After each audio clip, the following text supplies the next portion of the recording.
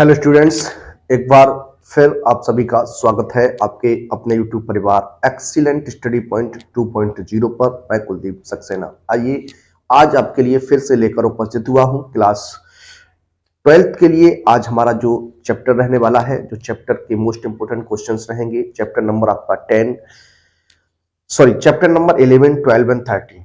तीन चैप्टर की हम लोग बात करने वाले हैं। इससे पहले हमने तीन चैप्टर्स की बात की थी, 8, 9, 10। अब हम इसमें आगे जो आज कंटिन्यू करेंगे वो 11, 12 और 13। यहां से आपको क्वेश्चन जो है वो आपको निश्चित ही 1 से 2 प्रश्न देखने को मिलेंगे आपके एग्जाम में, और 100% आपको यहां से क्वेश्चन जो है वो मिल जाएगा। आइए आज इस चैप्टर की बात करते हैं और देखते हैं किस तरीके के प्रश्न आज के रहने वाले हैं। एक बार सभी विद्यार्थी अपने स्टैंडर्ड पर वीडियो को शेयर कर दीजिएगा, और जो विद्यार्थी चैनल पर फर्स्ट टाइम है चैनल को सब्सक्राइब कर लीजिए, बेल आइकन को ऑल पर प्रेस कर लीजिए, जिससे आने वाली वीडियो का नोटिफिकेशन आपको सबसे पहले मिल सके। तो आइए देर न करते हुए शुरू करते हैं आज के अपने सेशन को। देखते हैं आज का पहला प्रश्न क्या है। आइए बात करते हैं। क्वेश्चन नंबर फर्स्ट रहेगा, कह रहा है उस रेखा की दिक्भुजाएं ज्ञात कीजिए जिसके दिक् अनुपात क्रम से -18, 12 और -4 है। देखिए, दिक्भुजाओं से संबंधित एक प्रश्न आपका बन सकता है, और इस तरीके का प्रश्न जो है वो आपका 1 से 2 बार पूछा भी जा चुका है। तो आइए इस क्वेश्चन को किस तरीके से लगाना है, किस तरीके से आप सॉल्व करने वाले हैं, उस पर बात करते हैं। देखिए, सबसे पहले आप जानते हैं जो हमारे दिक् अनुपात होते हैं उन्हें हम रिप्रेजेंट करते हैं किससे, वो आप जानते हैं सभी लोग। देखिए, दिक् अनुपात की बात करते हैं तो a बराबर -18 हो जाएगा, b बराबर आपका 12 हो जाएगा, और c बराबर माइनस का कितना हो जाएगा, 4 हो जाएगा। ठीक है, हमें क्या निकालना है, दिक्भुजाएं निकालनी है। क्या निकालनी है, दिक्भुजाएं निकालनी है। तो सबसे पहले क्या करेंगे, इन दिक् अनुपात का स्क्वायर रूट लेंगे। देखिए, वर्गों का योग करेंगे और इसका स्क्वायर रूट लेंगे, क्या निकल के आएगा। देखिए, सबसे पहले हम जो कंडीशन आपकी बनेगी वो इस कंडीशन का मान हम आपसे पहले निकलवाने की बात कर रहे हैं। तो ये हो जाएगा -18 का वर्ग हो जाएगा, प्लस 12 का वर्ग हो जाएगा, प्लस -4 का वर्ग हो जाएगा। यहां सॉल्व करेंगे इसको। देखिए, 18 का जो वर्ग हो जाएगा वो 324 हो जाएगा, 144 हो जाएगा, ठीक है ना, और ये आपका हो जाएगा कितना, 16 हो जाएगा। जब इसको आप ऐड करेंगे कितना बनेगा, देखिए 10 4 14 हो जाएगा। ये आपका 5 5 और 2 5 और 2 7 और 1 कितना हो जाएगा, 8 हो जाएगा, 3 और 1 4 हो जाएगा। 484 जो होता है वो प्यारे बच्चों 22 का वर्ग होता है। तो 484 का जो स्क्वायर रूट होगा प्यारे बच्चों वो कितना हो जाएगा, 22 हो जाएगा, 22 हो जाएगा। अब हम आपसे बात करते हैं दिक्भुजाओं की। किसकी बात करते हैं, दिक्भुजाएं। दिक्भुजाओं की बात करते हैं, दिक्कोसाइन की बात करते हैं। तो किस तरीके से आप जानते हैं क्या होता है, a/√a² + b² + c² comma b/√a² + b² + c² comma c/√a² + b² + c², ये हमारा होता है। अब यहां आपको क्या करना है, मान रख देना है, मान रख के सॉल्व करना। देखिए, a का मान कितना है, -18, तो ये -18/22 हो जाएगा, कॉमा ये हो जाएगा आपका कितना, 12/22 हो जाएगा, कॉमा -4/22 हो जाएगा। इसको सॉल्व कर दीजिए, ब्रेक करेंगे 2 से। तो देखिए 2 से काटेंगे 9 बार में, 2 से 11 बार में, 2 से काटेंगे 6 बार में, 2 से 11 बार में, ये कट जाएगा 2 बार में, ये 11 बार में। तो ये हो जाएगा -9/11, कॉमा 6/11, कॉमा -2/11। ये हमारी क्या हो जाएगी, दिक्भुजाएं हो जाएंगी। तो इस तरीके से जब भी आपको प्रश्न में दिक् अनुपात देगा तो आपको दिक्भुजाओं के लिए इसी तरीके से सोचना है। सबसे पहले जो दिक् अनुपात है उनके वर्गों का स्क्वायर रूट आपको ले लेना है, और स्क्वायर रूट लेने के बाद दिक्भुजाओं को आप निकालेंगे तो a/√a² + b² + c² यानी दिक् अनुपातों के वर्गों का योग वर्गमूल होता है। तो इस तरीके से आप दिक्भुजाओं की बात करते हैं। दिक्भुजाओं से संबंधित ही एक प्रश्न आपके लिए और है। देखिए, इस क्वेश्चन को कैसे लगा सकते हैं। यहां पर दिया गया कि 2 बिंदु है आपके पास, बिंदु P और बिंदु Q से होकर जाने वाली रेखा की दिक्भुजाएं ज्ञात कीजिए। देखिए, अगर हम बात करते हैं प्यारे बच्चों, यहां पर इस क्वेश्चन को किस तरीके से आप लगा सकते हैं, किस तरीके से फाइंड आउट कर सकते हैं। ये मान लीजिए आपकी रेखा है, इसके निर्देशांक P और Q मान लेते हैं। ये आपका यहां पर आपका Q होगा -1, 2, 4, और ये आपका क्या है, 2, 3, 5 है। ठीक है, अब सबसे पहले अगर हम बाप से बात करें तो हमें पहले इस रेखा की क्या चाहिए, इस रेखा की लंबाई चाहिए। इस रेखा की लंबाई क्या है, इस रेखा की लंबाई है क्या। तो इस रेखा की लंबाई के लिए अगर हम बात करें प्यारे बच्चों, तो हम मान लीजिए PQ निकालने वाले हैं। तो क्या होता है, under root x2 minus x1 का whole square plus y2 minus y1 का whole square plus z2 minus z1 का होल स्क्वायर, ये आपका होता है। यहां मान रख देंगे तो देखिए x2 कितना हो जाएगा माइनस का 1 और x1 माइनस का 2 हो जाएगा, ये हो जाएगा 2 माइनस 3 का वर्ग 4 माइनस 5 का वर्ग, ये आपका रहेगा। यहां सॉल्व करेंगे, देखिए हो जाएगा माइनस का 3 तो माइनस 3 का वर्ग करेंगे तो आपका हो जाएगा 9, यहां हो जाएगा माइनस 1 तो 1 हो जाएगा, यहां 1 हो जाएगा माइनस का तो ये 1 हो जाएगा। तो इसको सॉल्व करेंगे रूट 11 निकल के आएगा, कितना आएगा रूट 11 निकल के आएगा। अब हम बात करने वाले हैं दिक्कोज्याओं की, क्या दिक्कोज्याएं, दिक्कोसाइन की बात करने वाले हैं। देखिए दिक्कोज्याओं को हम एल एम एन से रिप्रेजेंट करते हैं, तो देखिए एल बराबर हम इसको लिख सकते हैं क्या plus minus x2 minus x1 बटी पी क्यू हो जाएगा। इसी प्रकार से m बराबर plus minus y2 minus y1 बटे पी क्यू हो जाएगा। उसके बाद n बराबर plus minus z2 minus z1 बटे पी क्यू हो जाएगा। तो ये हमारा फॉर्मूला होता है निकालने का। दिक्कोज्याओं को आप इस तरीके से फाइंड आउट कर सकते हैं, इस तरीके से आप बना सकते हैं, ठीक है ना। देखिए यहां से बात करते हैं तो प्लस माइनस रहेगा आपका क्या बाई x2 आपका 2 और ये रहेगा आपका माइनस का, देखिए यहां पर माइनस का 1 है, सॉरी माइनस 1 माइनस का 2 बटे कितना हो जाएगा आपका रूट 11। तो इसको जब सॉल्व करेंगे तो आपका आ जाएगा प्लस माइनस, देखिए प्लस माइनस 3 अपॉन कितना हो जाएगा रूट 11 हो जाएगा, प्लस माइनस 3 अपॉन रूट 11 हो जाएगा। इस तरीके से आप बना सकते हैं, इस तरीके से आप देख सकते हैं, ठीक है ना। तो ये रहेगा आपका। उसके बाद अगर बात करते हैं दूसरी कंडीशन में तो प्लस माइनस क्या हो जाएगा, देखिए y2 minus y1 2 minus 3 upon root 11 तो हो जाएगा आपका, यहां पर माइनस का बचेगा तब भी हाँ प्लस माइनस का आप 1 अपॉन रूट 11 लिख सकते हैं, लिख सकते हैं ना, जी हाँ आप कहेंगे लिख सकते हैं। इसी प्रकार से अगर यहां बात करें हम तो यहां पर भी क्या होगा plus minus z2 4 minus 5 upon root 11, ये भी आपका क्या हो जाएगा प्लस माइनस 1 बटे रूट 11 हो जाएगा। इसी तरीके से आपका रहेगा, इस तरीके से आपका ये बनेगा। तो ये दिक्कोज्याएं जो है वो आपकी निकल के आ गई। दिक्कोज्याओं को हम लोग इस तरीके से फाइंड आउट करते हैं, इस तरीके से ज्ञात करते हैं। ध्यान में रखना है क्योंकि प्रश्न जो है वो आपका आता रहता है और प्रश्न आपका कई बार ये क्वेश्चन जो है वो पूछा भी जा चुका है और आपके एग्जाम में बनने के लायक क्वेश्चन है ये, और ये आपके एग्जाम में आ सकता है। तो दिक्कोज्याओं की कंडीशन आप इसी प्रकार से निकालेंगे, इसी तरीके से आप दिक्कोज्याओं को फाइंड आउट करेंगे। एक बार हम चेक कर लें क्या इसका आंसर जो है वो आपका सही है या नहीं। जी हाँ, इसके आंसर की बात करते हैं तो देखिए इसका जो आंसर रहेगा वो एकदम बिल्कुल राइट रहने वाला। इसी तरीके से हम दिक्कोज्याओं को निकालते हैं, इसी तरीके से हम दिक्कोज्याओं को फाइंड आउट करते हैं, राइट आंसर है। आइए अगले प्रश्न की ओर चलते हैं और अपना अगला प्रश्न लेते हैं। देखिए बात करते हैं नेक्स्ट प्रश्न पर। अगला जो प्रश्न है हमारा प्रश्न नंबर 3 क्या है, जरा देखिए। क्वेश्चन कहता है रेखा x प्लस 2/3 बराबर y प्लस 1/2 बराबर z माइनस 3/2 पर स्थित वह बिंदु ज्ञात कीजिए जिसकी बिंदु 1,3,3 से दूरी जो है वो 5 इकाई है। देखिए अच्छा प्रश्न रहेगा, इंपॉर्टेंट प्रश्न है आपका। देखिए बात करते हैं, यहां देखिए बात करते हैं ये आपका क्या है, एक रेखा है, एक प्लेन है, ठीक है, एक रेखा है। इस रेखा का जो समीकरण है वो आपका ये रहेगा, पर वह बिंदु ज्ञात करना है जिसकी,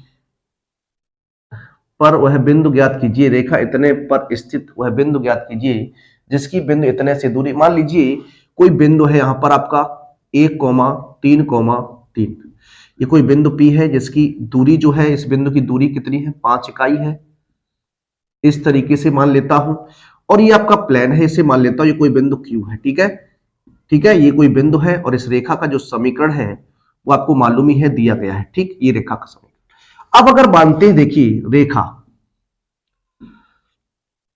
x प्लस 2/3 बराबर y प्लस 1/2 बराबर z माइनस 3/2। अब अगर यहां से हम बिंदु की बात करें, क्या यहां से बिंदु की बात करें तो क्या करेंगे प्यारे बच्चों, यहां हम क्या करेंगे लेमडा मान लेंगे, क्या इसके बराबर में हमने लेमडा मान लिया।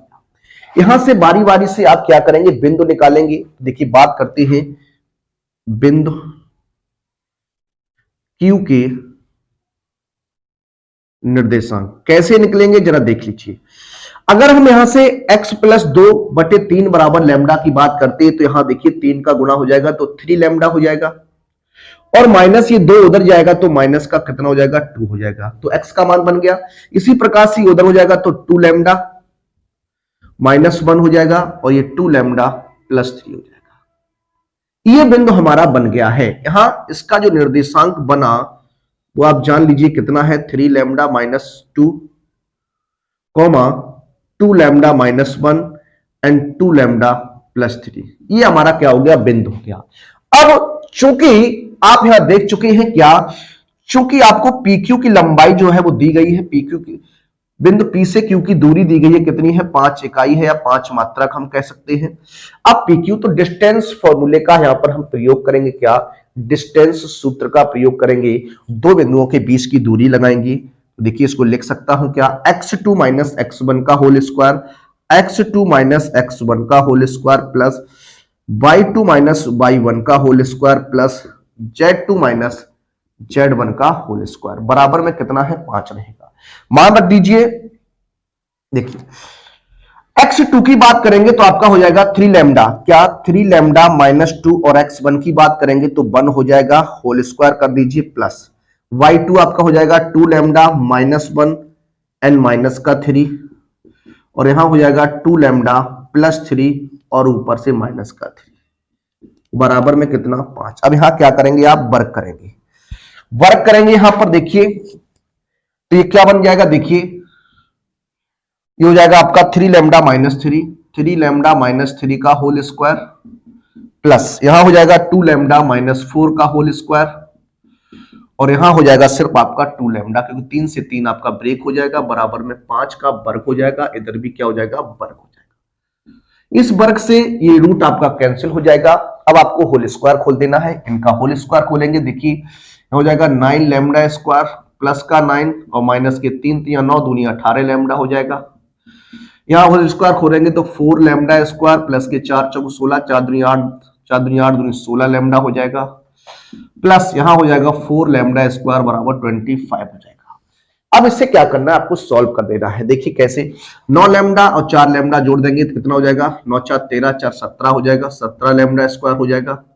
उसके बाद देखिए ये आपका कितना है 18 लैम्डा और ये आपका तो 18 34 लैम्डा हो जाएगा, ठीक है।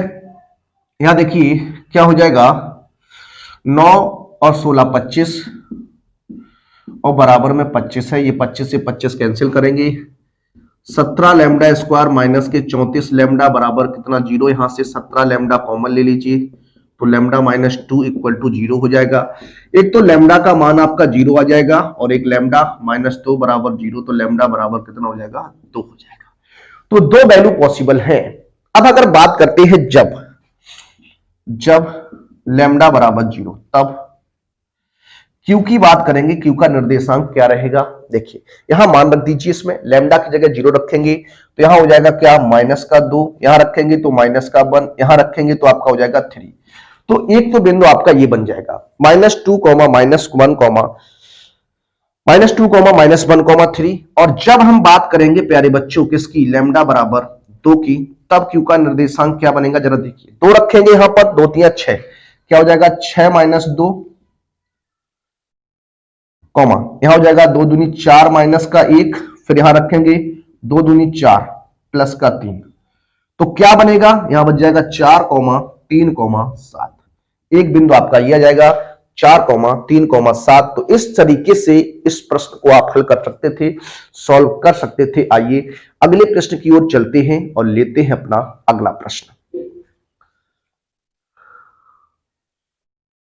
देखिए बात करेंगे नेक्स्ट प्रश्न पर। अगला जो प्रश्न है हमारा प्रश्न नंबर 4 क्या है, देखिए कहता बिंदु 2, -1, 3 से होकर जाने वाली तथा सदिश 3i cap plus 7j cap minus की 2k कैप के समांतर रेखा का सदिश तथा कार्तीय समीकरण जो है वो आपको ज्ञात करना है, फाइंड आउट करना है। देखिए किस तरीके से प्रश्न को लगाएंगे, किस तरीके से हल करेंगे, आइए बात करते हैं। सबसे पहले जो बिंदु आपको दिया गया है उसका हम क्या करेंगे, सदिश बनाएंगे।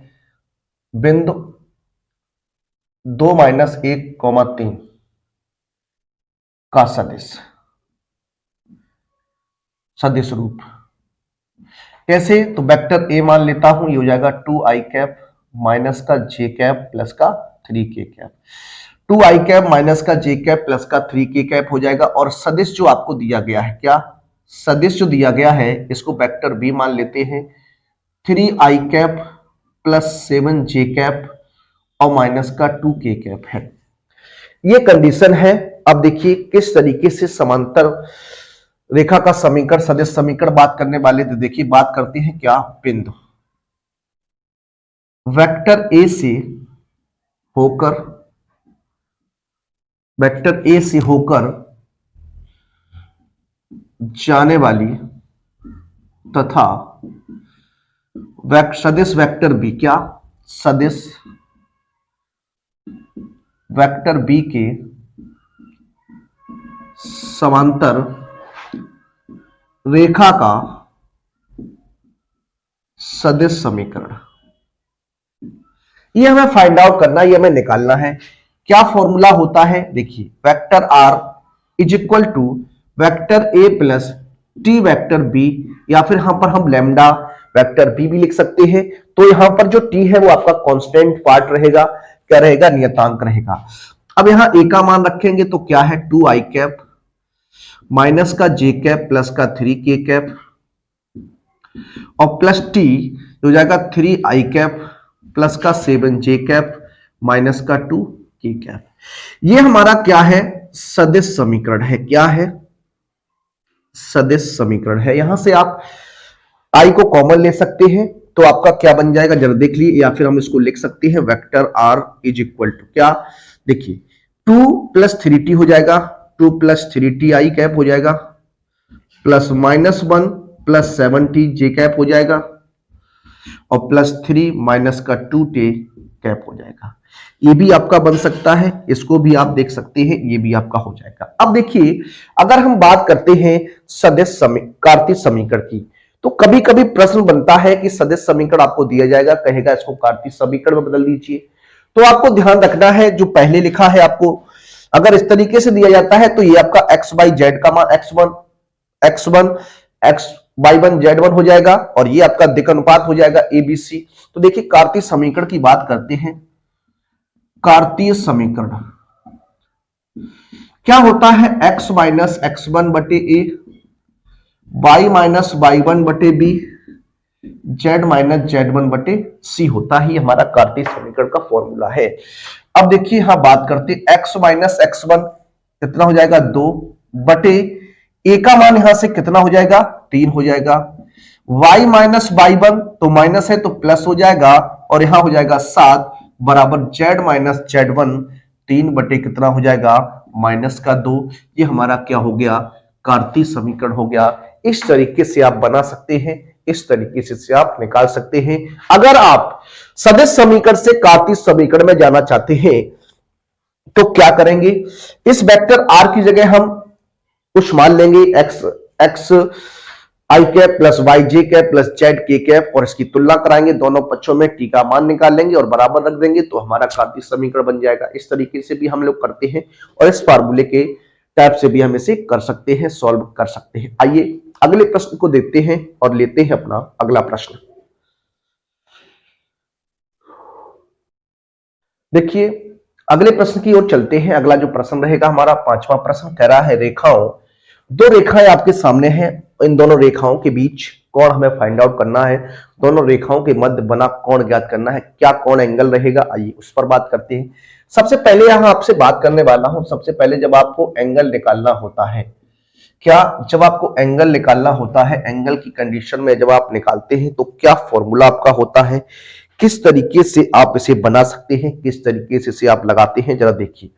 सबसे पहले अगर हम बात करें तो यहां पर एंगल कॉस थीटा की बात करने वाले हैं। कॉस थीटा बराबर जो होता है वो मॉड b1 डॉट b2 होता है बटे mod b1 into mod b2। ये हमारा क्या होता है, फॉर्मूला होता है कॉस थीटा को फाइंड आउट करने का, कॉस थीटा को निकालने का। ठीक है, आइए क्वेश्चन की ओर चलते हैं, क्वेश्चन को लेते हैं। सबसे पहले अगर बात करें रेखाओं के समीकरण, क्या रेखाओं के समीकरण आपको दिए गए हैं, vector r is equal to I cap minus 2j cap plus K 3k cap plus T, I cap minus J cap plus K 3k cap, ये आपका इक्वेशन 1 हो जाएगा। और वेक्टर आर बराबर 4i कैप और माइनस का जे cap plus के S क्या है 2i कैप है, माइनस का जे कैप है, प्लस का 2k कैप है।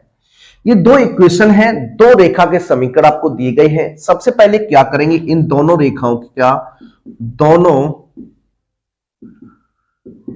रेखाओं की वेक्टर आर बराबर a1 plus T vector b1 तथा वेक्टर आर बराबर a2 plus S vector b2 से क्या कर देंगे, तुलना करने पर। ठीक है, तो ये आपको करना है पहले। अब देखिए हमें जरूरत क्या है, हमें b1 और b2 की जरूरत है, तो वही हम निकालेंगे।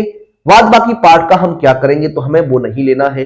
तो b1 की जब बात करते हैं तो वेक्टर b1 तो क्या हो जाएगा, देखिए पहले वाले की तुलना कराएंगे तो ये आपका हो जाएगा आई कैप माइनस का जे कैप प्लस का 3k कैप हो जाएगा। उसके बाद वेक्टर b2 की बात करनी है तो वेक्टर b2 क्या हो जाएगा आपका 2i कैप माइनस का जे कैप प्लस का 2k कैप हो जाएगा। अब आपको क्या क्या निकालना है, फॉर्मूले में आपका किसका किसका प्रयोग है। तो सबसे पहले आप क्या करिए, b1 मॉड निकाल दीजिए। क्या हो जाएगा 1 का वर्ग प्लस माइनस 1 का वर्ग प्लस 3 का वर्ग। आप जानते हैं इसी तरीके से निकालते हैं। तो 1 प्लस 1 प्लस 9 कितना हो जाएगा 11 हो जाएगा। कितना हो जाएगा 11 हो जाएगा। उसके बाद अगर हम बात करते हैं वेक्टर b2 की, तो वेक्टर b2 जब आप निकालेंगे मॉड में तो क्या हो जाएगा, देखिए 2 का वर्ग करेंगे प्लस माइनस 1 का वर्ग करेंगे फिर 2 का वर्ग करेंगे, क्या बनेगा 4 प्लस 1 प्लस 4 ये हो जाएगा 9। कितना हो जाएगा 3 हो जाएगा। कितना हो जाएगा 3 हो जाएगा। अब आपको क्या करना है, b1 डॉट b2 निकालना। ये आप जब ही निकाल सकते हैं जब आप फॉर्मूला जानते हैं, तो पहले ही आप मान को निकाल लीजिए। ठीक है, तो यहां b1 डॉट b2 की बात करेंगे तो क्या है, देखिए आई cap minus J cap plus का 3k कैप डॉट हो जाएगा 2i cap minus J cap plus का 2k कैप, ये रहेगा। अब आप जानते हैं डॉट प्रोडक्ट जब लेते हैं तो आई का आई के साथ, जे का जे के साथ, के का के साथ लेते क्या है, क्योंकि आई डॉट आई 1 होता है, जे डॉट जे 1 होता है, के डॉट के 1 होता है। ठीक है, तो यहां हो जाएगा 2 एकम 2 माइनस माइनस प्लस 1 हो जाएगा, प्लस का कितना हो जाएगा 3 दूनी 6 हो जाएगा आपका कितना 9 हो जाएगा। अब हमें दोनों रेखाओं के बीच का कोण फाइंड आउट करना है। तो दोनों रेखाओं के मध्य का कोण कॉस थीटा बराबर क्या होता है, मॉड b1 डॉट b2 बटे mod b1 into mod b2। देखिए अगर बात करते तो ये हो जाएगा 9 अपॉन मॉड b1 कितना रूट क्या रहा है, इंटू में कितना है 9 है, कितना है ये आपका 9 है, 9 तो ऊपर है, मॉड b2 का मान कितना 3 है, यहां काट दीजिए 3 से 3 बार में कट जाएगा। तो कॉस थीटा बराबर कितना हो जाएगा 3 बटे रूट 11 हो जाएगा, 3 अपॉन रूट 11 हो जाएगा। अगर थीटा का मान निकालना है तो कॉस इनवर्स बन जाएगा। तो कॉस इनवर्स बराबर 3 बटे अंडर रूट 11। आप यहां परमीकरण करके 3 रूट 11 अपॉन 11 भी लिख सकते हैं, तब भी आपका आंसर रहेगा। तो इस तरीके से किसी भी दो रेखाओं के मध्य आप कोण निकाल सकते हैं। तो इस तरीके से मेथड होता है, आपको याद रखना चाहिए। प्रश्न आपका एक बनता ही बनता है। आइए अगले प्रश्न की ओर चलेंगे और लेंगे अपना अगला प्रश्न। देखिए अगले प्रश्न की बात करेंगे। अगला जो प्रश्न रहेगा हमारा प्रश्न नंबर 6। क्या है, रेखाएं आपके सामने दो रेखाएं दी गई हैं, इन दोनों रेखाओं के बीच की लघुत्तम दूरी कहें या न्यूनतम दूरी कहें, ये हमें फाइंड आउट करना है। किस तरीके से हम लोग लघुत्तम दूरी या न्यूनतम दूरी को फाइंड आउट करते हैं, आइए इस पर बात करेंगे। इंपोर्टेंट प्रश्न रहता है आपका 5 नंबर में। ये क्वेश्चन जो है वो लगातार पूछा जा रहा है प्रत्येक वर्ष, ये 2 से 5 सालों में लगातार ये क्वेश्चन जो है वो आपका प्रत्येक सेट में बन रहा है। तो आइए इस क्वेश्चन को कैसे लगाना है, किस तरीके से लगाना है, उस पर हम लोग बात करेंगे। सबसे इंपोर्टेंट फैक्ट इसमें क्या है, आपको न्यूनतम दूरी का फॉर्मूला पता होना चाहिए कि न्यूनतम दूरी को निकालते कैसे हैं, किस तरीके से न्यूनतम दूरी को हम लोग फाइंड आउट करते हैं। तो सबसे इंपॉर्टेंट फैक्ट आपका यही रहता है। तो आइए क्वेश्चन की ओर चलते हैं, क्वेश्चन को लगाते हैं। सबसे पहले अगर हम बात करें न्यूनतम दूरी के लिए, तो यहां पर तुलना करानी पड़ेगी आपको स्टैंडर्ड फॉर्म से। तो स्टैंडर्ड फॉर्म की तुलना पहले कराते हैं। देखिए, दो समीकरण आपके सामने हैं, दोनों समीकरणों की हम तुलना कराएंगे। क्या रेखाओं की वेक्टर आर बराबर vector a1 plus lambda b1 तथा वेक्टर आर बराबर a2 प्लस म्यू b2 से क्या कर देंगे हम लोग, तुलना कर लेंगे। क्या कर लेंगे, तुलना कर लेंगे। जब आप तुलना करेंगे तो यहां देखिए वेक्टर a1 का मान जो आ जाएगा वो आई कैप माइनस का जे कैप प्लस का 2k कैप हो जाएगा। b1 की बात करते हैं तो ये हो जाएगा 2i कैप माइनस का जे कैप माइनस का k कैप हो जाएगा। दूसरी रेखा की तुलना कराते हैं तो a2 का मान यानी वेक्टर a2 जो हो जाएगा वो 2i कैप हो जाएगा माइनस का 3j कैप हो जाएगा प्लस का 3k कैप हो जाएगा। और b2 की जब बात करते हैं प्यारे बच्चों तो यहां 3i कैप प्लस के जे कैप प्लस का 2k कैप हो जाता है। अब आप जान लीजिए जो न्यूनतम दूरी का फॉर्मूला होता है वो क्या होता है। तो न्यूनतम दूरी के लिए आपको क्या करना होता है, mod b1 cross b2 dot क्या होता है, a2 minus a1 upon mod b1 cross b2 होता है। ये हमें फाइंड आउट करना पड़ेगा सबसे पहले। तो देखिए हम बात करते हैं सबसे पहले क्या, vector a2 minus vector a1 की बात करेंगे तो देखिए हो जाएगा 2i कैप माइनस का 3j कैप प्लस का 3k कैप और यहां से माइनस का क्या i कैप माइनस का j कैप प्लस का 2k कैप। यहां घटा लीजिए, देखिए 2i में से एक i घटाएंगे तो i कैप बच जाएगा। यहां से ये माइनस माइनस प्लस तो माइनस का 2j कैप हो जाएगा और यहां ये हो जाएगा आपका प्लस का, देखिए माइनस हो जाएगा तो यहां हो जाएगा प्लस का k कैप। तो ये आपको पता चल गया। उसके बाद अगर हम बात करते हैं b1 क्रॉस b2 की, vector b1 cross vector b2 की बात करेंगे तो ये आप जानते हैं डिटर्मिनेंट मेथड से इसको हम फाइंड आउट करते हैं। तो यहां पर गुणांक लिखेंगे 2 माइनस 1 एंड माइनस 1 हो जाएगा 3 1 एंड 2 हो जाएगा। इसको आप सॉल्व कर दीजिए। देखिए आई कैप इसको छुपाएंगे, ये पंक्ति छुपाई जाएगी स्तंभ, तो 2 एकम 2 माइनस ये हो जाएगा माइनस का 2 प्लस का 1, माइनस का 2 प्लस का 1 यानी माइनस का आई कैप हो जाएगा यहां से। फिर उसके बाद देखिए माइनस होता है, इसको छुपाएंगे तो ये हो जाएगा 2 दूनी 4 प्लस का 3, 4 3 7 के हो जाएगा माइनस का 7 जे कैप हो जाएगा। यहां से जब बात करते हैं के की तो देखिए हो जाएगा ये आपका 2 एकम 2 3 एकम 3 2 5 के कैप हो जाएगा। तो इस तरीके से आप यहां बना लिए। अब हम बात करने वाले हैं मॉड b1 क्रॉस b2 की। b1 क्रॉस b2 की बात करेंगे, इसका मॉड ले लीजिए। क्या हो जाएगा, -1 का वर्ग -1 का वर्ग -7 का वर्ग और प्लस आपका हो जाएगा कितना 5 का वर्ग। ठीक है, इसको सॉल्व कर दीजिए तो 1 प्लस 49 प्लस 25, ठीक है ना, ये आपका स्क्वायर है। यहां पर देखिए ये कितना हो जाएगा आपका 50 75 हो जाएगा। 75 को हम लिख सकते हैं 5√3, ठीक है, ये आपका बन जाएगा। अब आपको क्या करना है, देखिए अब आपको निकालना है क्या, a2 minus a1 dot b1 cross b2 निकालना है। निकाल लीजिए। देखिए a2 माइनस a1 की बात करते हैं, i कैप माइनस का कितना हो जाएगा 2j कैप प्लस का k cap and dot product लेना है आपको, माइनस का i कैप माइनस का 7j कैप एंड प्लस का 5k कैप, ये आपका बनेगा। अब आप डॉट प्रोडक्ट लीजिए, यहां से क्या हो जाएगा, देखिए माइनस का 1 7 दूनी 14 हो जाएगा प्लस का और प्लस के 5, 14 5 19 में से घटा दीजिए तो कितना हो जाएगा 18 हो जाएगा। कितना हो जाएगा 18 हो जाएगा। तो हमें क्या निकालना है, दोनों रेखाओं के बीच, दोनों रेखाओं के बीच न्यूनतम दूरी की बात करनी है। तो d बराबर होता है mod a2 minus a1 dot b1 cross b2 और बटे में क्या होता है, मॉड b1 क्रॉस b2 होता है। ये आपका होता है, रख दीजिए मान। आप यहां रखेंगे तो d का मान यहां हो जाएगा, देखिए इसका मान आपने 18 निकाल लिया और इसका मान आपने कितना निकाला 5√3 निकाला, ये आपका बनेगा। अब आप यहां क्या कर सकते हैं, √3 का मल्टीप्लीकेशन कर दीजिए तो ये हो जाएगा d बराबर 18√3 बटे 5 गुणा 3, 3 से ब्रेक करेंगे 6 बार में हो जाएगा, तो 6√3/5 मात्रक जो होगा वो क्या हो जाएगा, आंसर हो जाएगा 6√3/5 मात्रक जो होगा वो इसका क्या हो जाएगा, आंसर हो जाएगा। इंपॉर्टेंट प्रश्न है, एक प्रश्न इस तरीके का आपका बनेगा और निश्चित ही क्वेश्चन आपका आएगा। तो आइए अब बढ़ते हैं अगले प्रश्न की ओर और लेते हैं अपना अगला प्रश्न।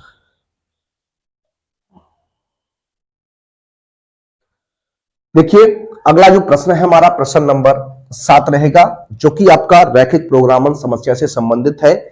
इस तरीके का प्रश्न भी आपके एग्जाम में 101% बनता है। 100% एक क्वेश्चन आपका पूछा जाता है 5 नंबर में, ठीक है। तो इस क्वेश्चन को किस तरीके से लगाते हैं, किस तरीके से हम सॉल्व करते हैं, आइए उस पर बात करेंगे।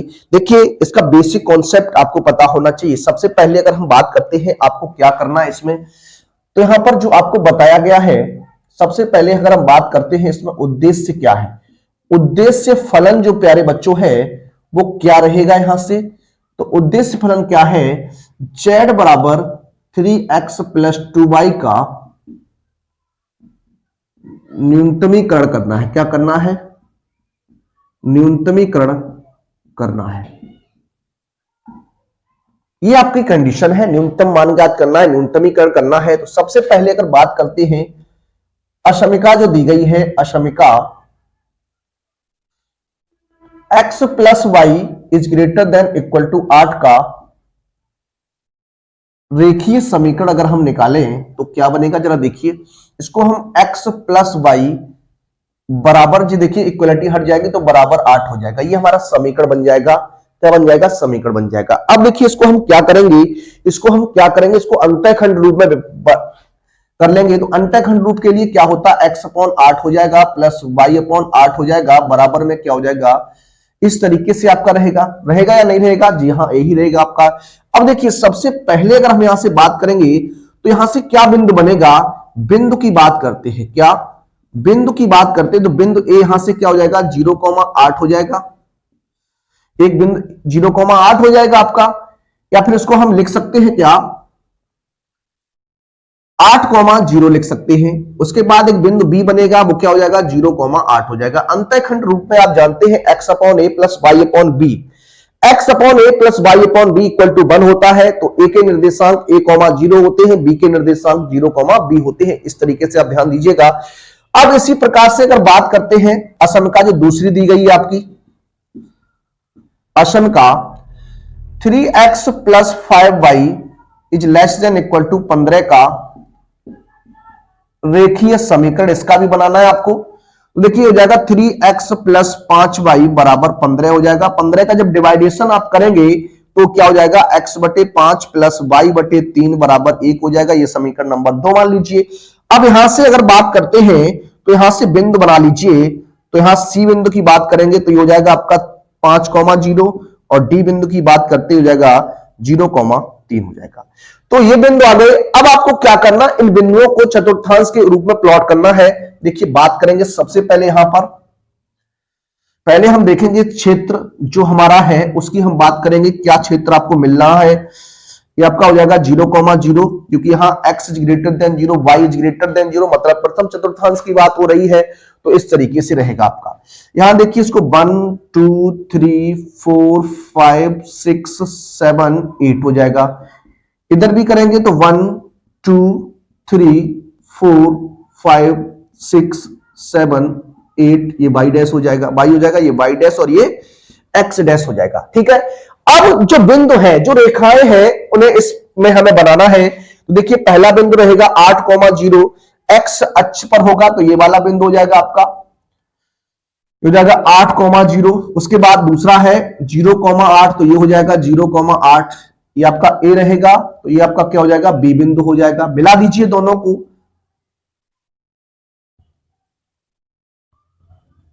इस तरीके से ये रहेगा आपका। ठीक है। उसके बाद अगर हम बात करें कि दूसरी रेखा है आपकी, देखिए इसको आप पटरी से मिलाएंगे, आप सीधी रेखा बनाएंगे। ठीक है ना, बिल्कुल सीधी रेखा रहेगी, आप इसे पटरी की सहायता से बनाइएगा। अगला जो पॉइंट रहेगा वो हमारा 5, रहेगा, क्या 5,0, 5,0 आपका ये रहने वाला है, ये आपका हो जाएगा। और 0,3 आपका ये वाला हो जाएगा, क्या 0,3 आपका ये हो जाएगा। तो इनको मिलाना है आपको। देखिए इस तरीके से, ठीक है, ये रहेगा आपका। तो अब देखिए इसको अगर बात करें तो ये हो जाएगा 0,3 और ये हो जाएगा आपका 5,0।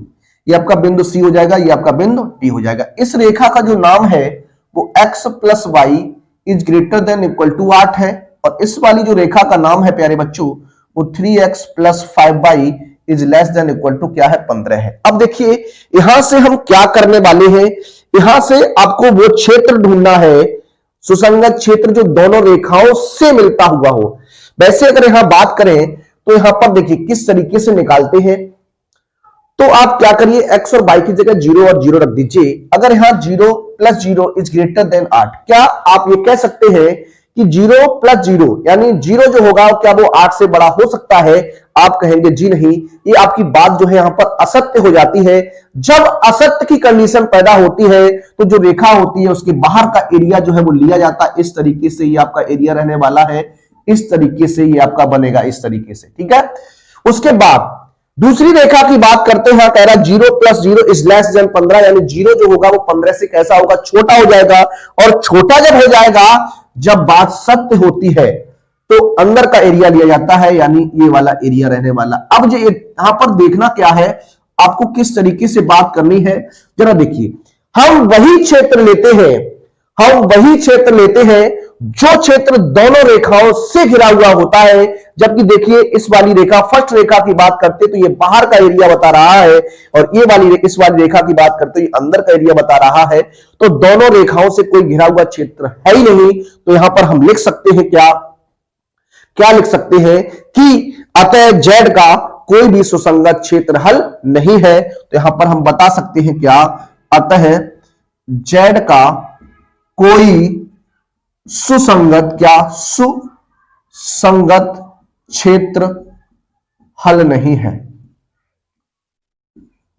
ठीक है। तो इस तरीके से आप बता सकते हैं। आइए एक प्रश्न इसी टाइप का और लेंगे और उससे आपको और समझाने का प्रयास करते हैं। आइए देखते हैं।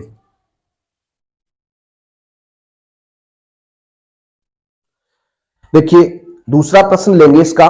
देखिए किस तरीके से क्वेश्चंस को सॉल्व करते हैं। सबसे पहले आपको वही करना है जो पिछले क्वेश्चन में हमने किया। इसका उद्देश्य क्या है, प्रश्न में आपसे क्या पूछ रहा है, तो उद्देश्य फलन क्या है। कहता है z बराबर 150x प्लस 250y का क्या निकालना है, अधिकतम मान ज्ञात करना है, ठीक है। क्या करना है, अधिकतम मान ज्ञात करना है। ये हमारा उद्देश्य हो गया, ये हमारा उद्देश्य फलन हो गया। अब आपको क्या करना है, एक एक व्यवरोध जो है, एक एक असमिका जो है उसका आपको रेखीय समीकरण ज्ञात करना। देखिए असमिका x plus Y is less than 24 का रेखीय समीकरण ये आपका है। अब रेखीय समीकरण आप बनाएंगे तो यहां हो जाएगा x plus Y equal to 24। इसको ही हम नंबर 1 मान सकते हैं। देखिए जिस तरीके से हमने पिछला प्रश्न किया था उस कंडीशन से भी आप क्वेश्चन को सॉल्व कर सकते हैं, अंतःखंड रूप में बना सकते हैं। दूसरा मेथड क्या है जरा वो भी बात करते हैं। यहां पर आपको क्या करना, if x equal to 0 then जब आप x का मान यहां 0 रखेंगे तो y बराबर कितना हो जाएगा 24, यानी y का मान कितना आ जाएगा 24 आ गया। पॉइंट आपका बन जाएगा क्या, पॉइंट ए कहलाएगा आपका कितना 0,24 हो जाएगा, ठीक। उसके बाद आपको क्या करना, इफ y बराबर 0, एक बार आपको x का मान 0 रख देना है और एक बार आपको y का मान 0 रख देना है। जो भी इक्वेशन हो वहां से आपको x y की दो वैल्यू मिल जाएंगी और वहां से आप क्या कर सकते हैं, पॉइंट बना सकते हैं। 2 पॉइंट आप बना सकते हैं। तो ये हमारे 2 पॉइंट हो गए। इसी तरीके से दूसरी असमिका की बात करिएगा। असमिका क्या है, 2x plus Y is less than equal to 32 का रेखीय समीकरण ये निकालेंगे तो क्या हो जाएगा, देखिए ये 2x plus Y equal to 32 equation number 2 हो जाएगी। अब यहां पर भी वही काम करना, एक बार x बराबर 0 रख दीजिए तो x जब बराबर रखेंगे तो 0 प्लस वाई बराबर 32, तो y बराबर 32 आ जाएगा, ठीक है। तो बिंदु यहां से आपका एक बन जाएगा कितना, सी मान लेता हूं इसको 0,32 हो जाएगा। उसके बाद इफ हम दूसरी कंडीशन में y बराबर 0 रख देते हैं, देन क्या हो जाएगा, देखिए जरा, ये हो जाएगा क्या, 2x प्लस 0 बराबर 32, यानी x का जो मान बनेगा वो 16 आ जाएगा। तो यहां से भी आप एक पॉइंट बनाए, d मान लेता हूं 16,0 हो जाएगा। ठीक है, ये आपका बन गया। अब जरा देखिए, इसको क्या करना है, हमें प्लॉट करना है। देखिए यहां पर हम क्या करेंगे, चतुर्थांश का निर्माण करते हैं इस तरीके से। ये आपका रहेगा, मान लिया हमने इस तरीके से बनाना है आपको, ये 0,0 रहेगा, आपका ए हो जाएगा, सॉरी ये आपका मूल बिंदु हो जाएगा आपका ओ।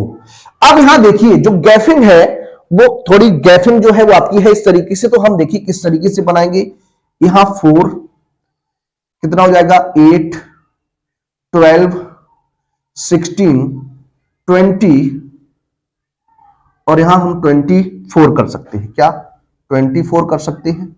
इसी प्रकार से 4, 8, 12, 16, 20 एंड 24, ये आपका y हो जाएगा, ये आपका x है, ये आपका y डैश हो जाएगा, ये आपका x डैश हो जाएगा। ठीक, इस तरीके से हमने बनाया। अब देखिए आपको क्या करना है, जो बिंदु आपके हैं उसे यहां पर प्लॉट करिए। पहला बिंदु 0,24 है, यानी ये आपका बाई अक्ष पर हो जाएगा, यानी 0,24 यहां पर हमने नहीं लिया है, देखिए यहां 24 होगा, सॉरी।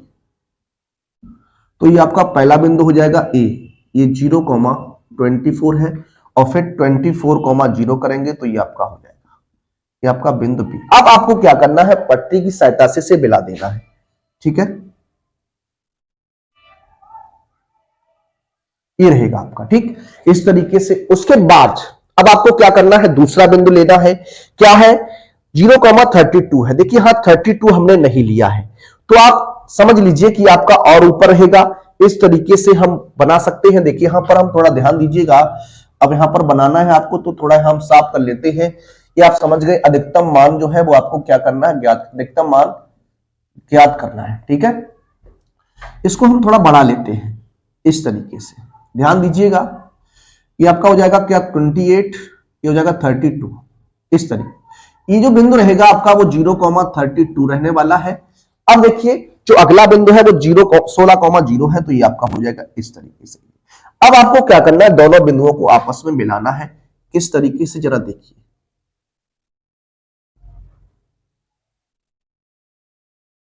ये रहेगा आपका, ये इनका क्या हो जाएगा, मिड पॉइंट हो जाएगा, बिंदु पी हो जाएगा। ठीक है, इसको आप थोड़ा ध्यान देंगे। ये आपका बिंदु जो रहेगा वो कौन सा हो जाएगा, ये बिंदु आपका डी रहेगा, क्या 16,0। ठीक है, और यहां पर ये रहा। अब देखिए सबसे पहले अगर हम बात करते हैं प्यारे बच्चों, यहां पर क्षेत्र को पहले चेक करिए, क्या क्षेत्र रहने वाला है, उस पर हम देखते हैं। देखिए ये जो रेखा है, ये हमने जो रेखा बनाई अभी, ये आपकी 2x plus Y is less than equal to 32 है, और ये वाली जो रेखा है वो आपकी x plus Y is less than 24 है।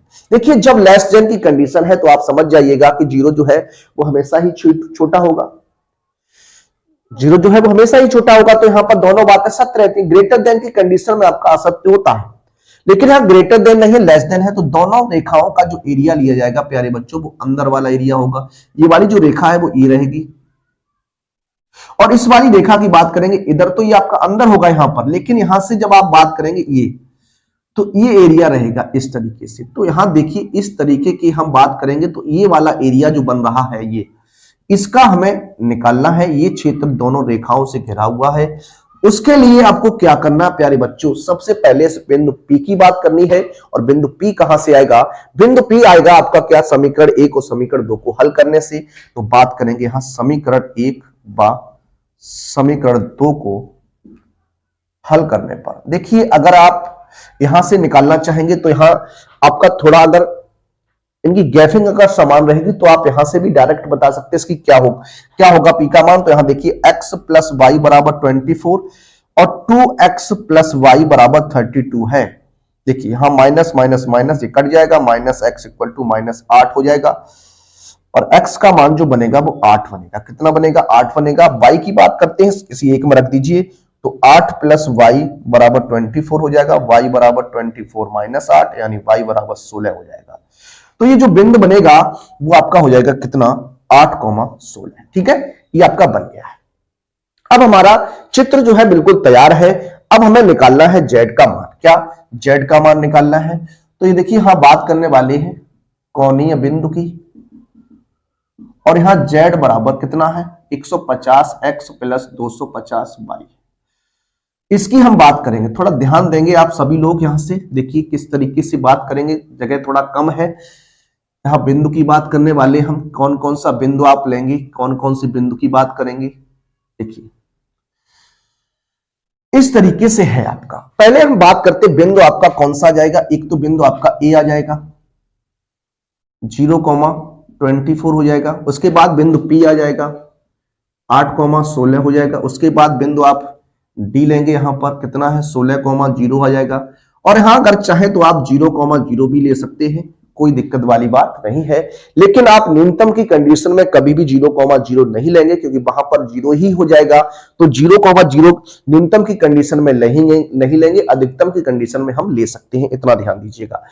बिंदु वही लेने हैं जहां से एरिया जो है वो घिर जाता है। ये देखिए ए पी डी और ओ से है, तो ये लेंगे। अब यहां मान रख के सॉल्व करेंगे। देखिए जब यहां x का मान 0 आएगा तो पहले 0 हो जाएगा, फिर आपका 24 है तो 250 गुणा 24। यहां जब गुणा करेंगे तो कितना बनेगा, देखिए 0 हो जाएगा। 24 पंच 24 पंच 25 चौकुट 100 और 25 दूनी 50 और 10 60, 6000 हो जाएगा। यहां पर बात करें तो ये जेड का मान यहां बनेगा, देखिए 15 अट्ठे 120 यानी ये 1200 हो जाएगा। और यहां अगर बात करते हैं 0 16 पंचे 80 और 16 दूनी 32, 16 पंचे 80 8 हासिल और 16 दूनी 32 और 8 कितना 40 हो जाएगा। ये आपका 5200 रहेगा। और यहां अगर बात करेंगे तो जेड बराबर कितना हो जाएगा, 0 और 16 पंचे 80, 16 एकम 16 और 8 24 हो जाएगा। और यहां 0 हो जाएगा तो ये 2400 ही रहेगा। और यहां अगर बात करेंगे तो ये जेड बराबर आपका 0 ही रहेगा, क्योंकि 0,0 है। अब देखिए यहां पर अधिकतम मान आपको बताना है, तो इस कंडीशन में कहां अधिकतम है, बिंदु ए पर 6000 जो है वो सबसे अधिक है। तो यहां पर हम किस तरीके से लिख सकते हैं, लिखेंगे अतः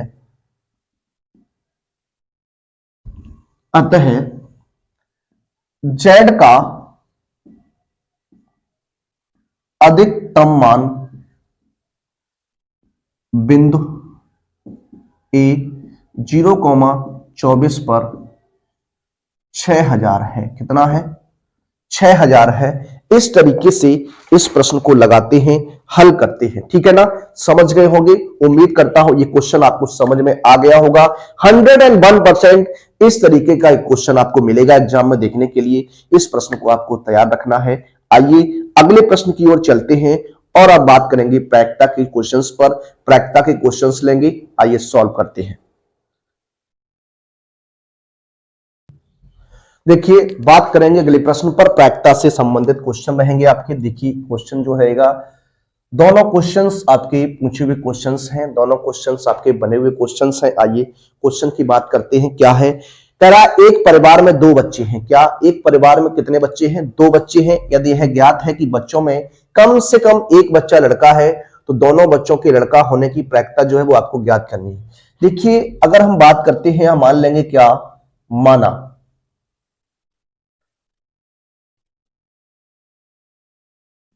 लड़के को बी से तथा लड़की को स्मॉल जी से निरूपित करते हैं। ठीक है, अब अगर बात करें कुल कितने कंडीशन आपकी बन सकती हैं, कुल कितने प्रदर्श आपके समष्टि प्रदर्श बन सकते हैं, उस पर बात करते हैं। देखिए तो सबसे पहले दोनों आपके क्या लड़के हो सकते हैं, एक लड़का एक लड़की हो सकती है, और आपका दोनों लड़कियां हो सकती हैं, और उसके बाद हम कह सकते हैं लड़की और लड़का हो सकता है। तो ये कंडीशन आपकी जो है बन के तैयार होंगी प्यारे बच्चों, ये कंडीशन आपकी हो सकती है। ठीक है ना। अब देखिए कंडीशन बाय कंडीशन, अगर एक घटना ई की बात करें, एक घटना ई की बात करें, कहता है दोनों बच्चों के लड़का होने की प्रायिकता। ई को मान लेते हैं दोनों बच्चे क्या है, लड़का है, क्या दोनों बच्चे लड़का है, तो ये आपका क्या हो जाएगा, ई बराबर हो जाएगा क्या, बी कॉमा बी, ये हो जाएगा। एफ की बात अगर करते हैं, एफ सच दैट में अगर हम बात करें दोनों बच्चों में कम से कम एक बच्चा लड़का है, कम से कम एक बच्चा क्या है, लड़का है, तो क्या एफ कंडीशन बनेगी, कम से कम एक बच्चा लड़का है, अधिक से अधिक आपकी कंडीशन हो सकती है, तो यहां क्या हो जाएगा, बी कॉमा बी हो जाएगा, और यहां पर बी कॉमा जी हो जाएगा, यहां जी कॉमा बी हो जाएगा, ये कंडीशन आपकी रहेगी। अब हम बात करें दोनों में ई इंटरसेक्शन एफ की प्यारे बच्चों, तो क्या मिल जाएगा, बी कॉमा बी मिल जाएगा आपका, ठीक है ना। अब यहां से हम बात करने वाले हैं प्रोबेबिलिटी ऑफ ई की, तो प्रोबेबिलिटी ऑफ ई कितना हो जाएगा, एक बटे टोटल कंडीशन कितनी है, 4 है, तो यहां हो जाएगा 1/4। यहां पर अगर प्रोबेबिलिटी ऑफ एफ की बात करते हैं तो ये आपका 3/4 हो जाएगा, और यहां पर अगर बात करें probability of E intersection F की, तो ये आपका 1/4 हो जाएगा, ये कंडीशन आपकी बनेगी। सह प्रतिबंध प्रायिकता की बात हो रही है, तो यहां पर हम कह सकते हैं क्या, probability of E upon F हमें फाइंड आउट करनी है, तो प्रोबेबिलिटी ऑफ ई इंटरसेक्शन क्या होता है, एफ अपॉन क्या हो जाएगा, प्रोबेबिलिटी ऑफ एफ हो जाएगा, यानी 1/4 बटे में क्या हो जाएगा, 3/4 हो जाएगा, 4 से 4 कैंसिल करेंगे, तो आंसर क्या रहेगा, 1/3 जो होगा वो क्या हो जाएगा, आंसर हो जाएगा। तो दोनों बच्चों के लड़का होने की जो प्रायिकता रहेगी वो 1/3 रहेगी। अच्छा प्रश्न है, आया हुआ प्रश्न है। आइए अगले की बात करते हैं।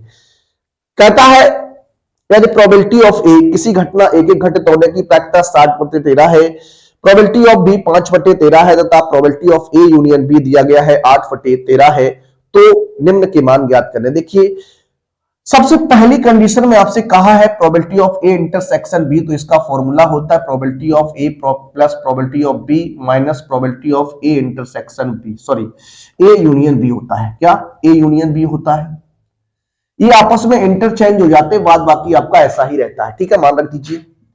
हो जाएगा 7/13, 5/13, 8/13। देखिए 7 5 12 हो जाएगा, 12/13 माइनस 8/13, इसको घटाइएगा तो आपका बच जाएगा कितना, 4/13 बच जाएगा। तो पहली कंडीशन का मान आपको पता चल गया 4/13 है। दूसरी कंडीशन देखते हैं, कहता है सह प्रतिबंध प्रायिकता ए अपॉन बी की बात कर रहा है, तो क्या लिखेंगे, probability of A intersection B बटे प्रोबेबिलिटी ऑफ बी, जो नीचे होगा वही आपका यहां पर रहेगा। अब देखिए ए इंटरसेक्शन बी का मान आपने 4/13 निकाल लिया, प्रोबेबिलिटी ऑफ बी क्या है, 5/13 है, 13 से 13 ब्रेक हो जाएगा, 4/5 बच जाएगा, कितना, 4/5 हो जाएगा। इसी प्रकार से इसको निकालेंगे तो प्रोबेबिलिटी ऑफ क्या हो जाएगा, ए इंटरसेक्शन बी बटे प्रोबेबिलिटी ऑफ ए हो जाएगा। मान रख दीजिए 4/13 और ये हो जाएगा 7/13, 13 से 13 कैंसिल करेंगे तो कितना हो जाएगा, 4/7 हो जाएगा।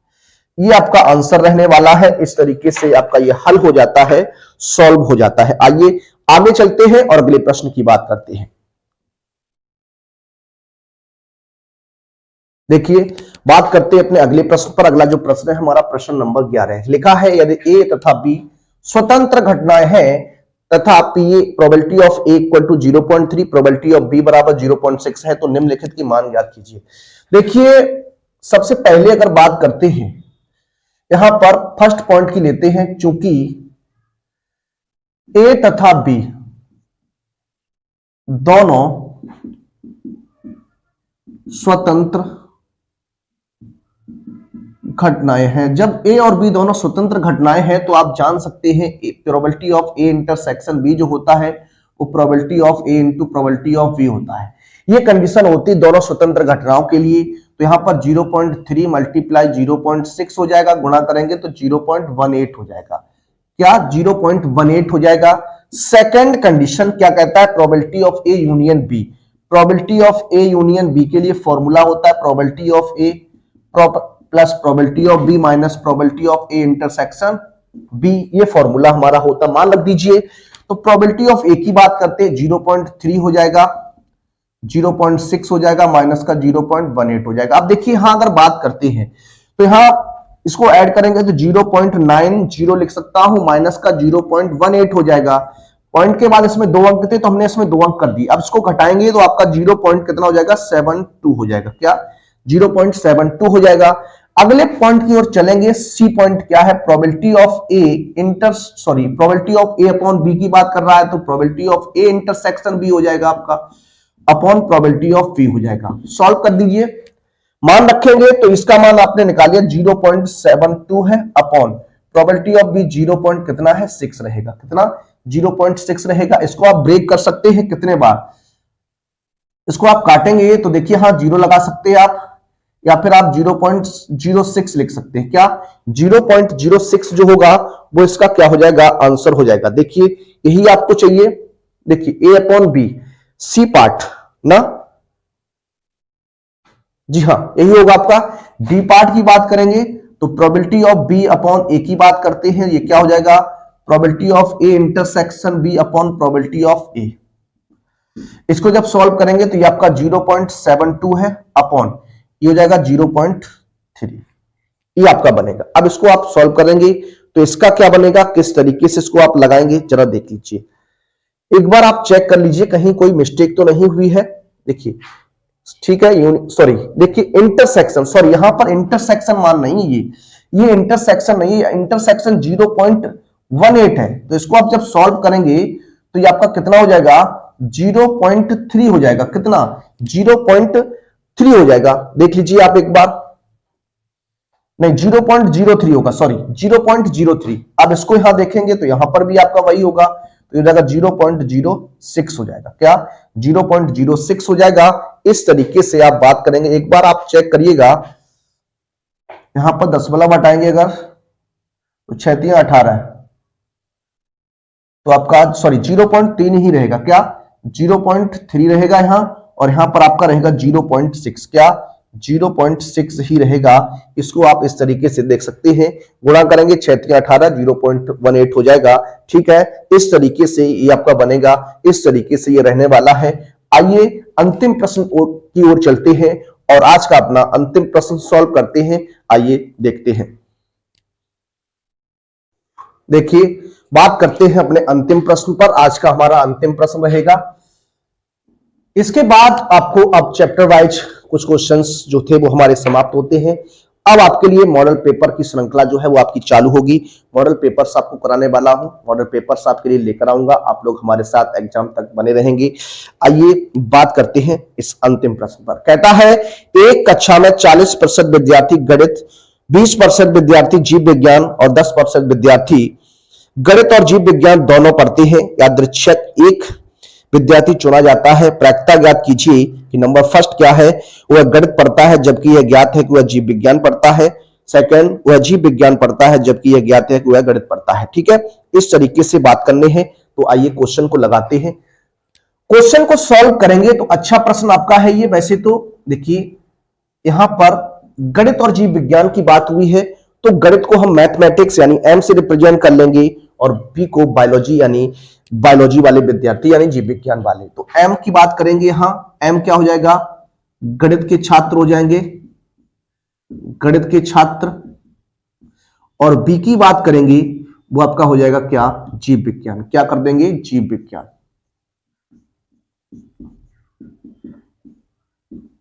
छात्र। ठीक है, इस तरीके से।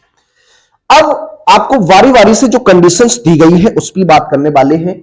नंबर ऑफ सैंपल स्पेस की बात करते हैं। टोटल कितना हो जाएगा, आप जानते हैं 100 है, तो 100% ही रहेगा आपका। क्या रहेगा, परसेंट का सवाल है तो 100 लिया जाएगा आपका।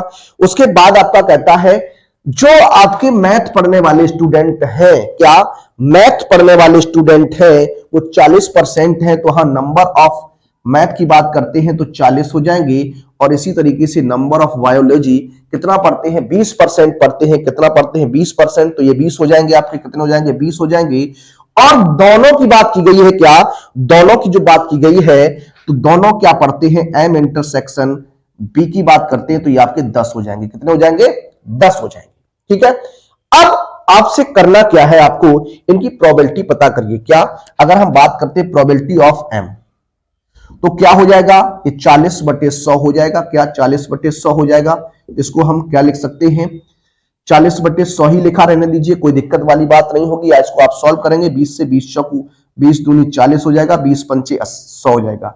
उसके बाद प्रोबेबिलिटी ऑफ वी निकाल लीजिए, तो क्या बनेगा, यहां देखिए ये आपका 20/100 हो जाएगा, यानी 1/5 हो जाएगा। और probability of M intersection B की बात करते हैं तो ये आपका 10/100 हो जाएगा, यानी 1/10 हो जाएगा। ठीक है, ये आपकी हो गई।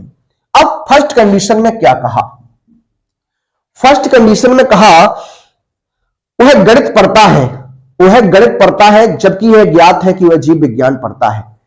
फर्स्ट